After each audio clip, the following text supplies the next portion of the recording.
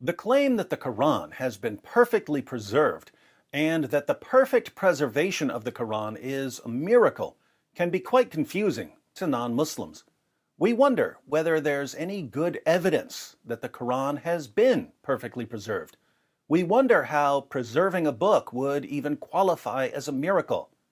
But I figured out a way to help non-Muslims understand the Muslim position. I figured out a way to make this as clear as the Quran itself.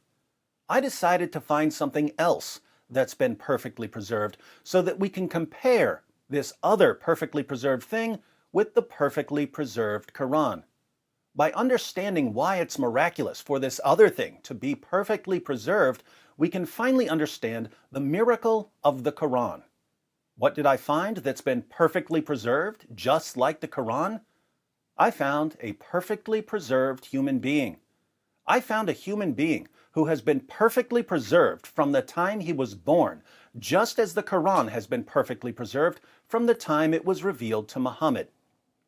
You've probably never seen a perfectly preserved human being, but you will now. Here he is. His name is Yorick. Yorick has been perfectly preserved, just like the Quran. Just as the Quran has never changed since the time it was revealed, so also Yorick has never changed since the day he was born. Notice how every bone in Yorick's body has been perfectly preserved, just as every verse in Surah 33 of the Quran has been perfectly preserved, even though more than 200 verses are missing from that one chapter. Notice that none of Yorick's muscles are missing, just as no chapters of the Quran are missing, even though Muhammad's companion Abu Musa said that 2 chapters of the Quran were lost because Muslims were too lazy to recite them, and another 2 chapters were excluded because Muslims didn't realize they were supposed to be in the Quran. Notice that Yorick still has all of his internal organs, just as the Quran still has all of the passages that were lost forever when the only Muslims who had them memorized died in battle. Notice that these 2 perfectly preserved Yoricks are completely identical in every way, just as all Quran manuscripts are completely identical right down to the letter, even though there are tens of thousands of differences in different Arabic versions of the Quran. Now, you may still be confused. You may be wondering how Yorick can be perfectly preserved when, to you, he doesn't look like he's been perfectly preserved. But I have 2 responses. First, you don't know what Yorick looked like the day he was born, just as Muslims don't have a copy of the Quran from the time of Muhammad. Uthman burned all of the early copies of the Quran to cover up the differences. So we have no way of knowing how different today's Quran is from the original Quran, just as we have no way of knowing how different Yorick is from the day he was born.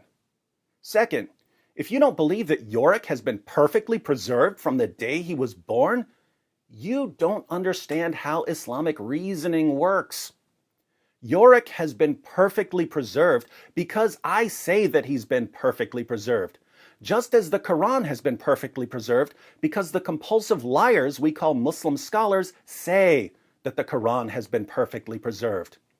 In Islam, all you have to do is say it, and saying it makes it true. Facts and evidence are completely irrelevant. Now we're finally in a position to understand the miracle of the perfect preservation of the Quran. What's the miracle? Well, think about it. Yorick has all the features of a man who died and whose body decomposed, even though he's been perfectly preserved. It's a miracle that he has all the features of a decomposed corpse when he's been perfectly preserved from the day he was born. Similarly, the Quran has all the features of a book that's been corrupted, and yet it's been perfectly preserved anyway, because the miracle of perfect preservation.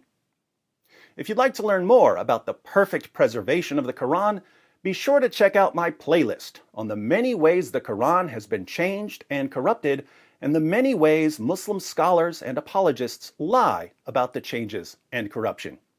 You Muslims especially need to learn the history of your book. Unless Like poor Yorick. You don't have the guts.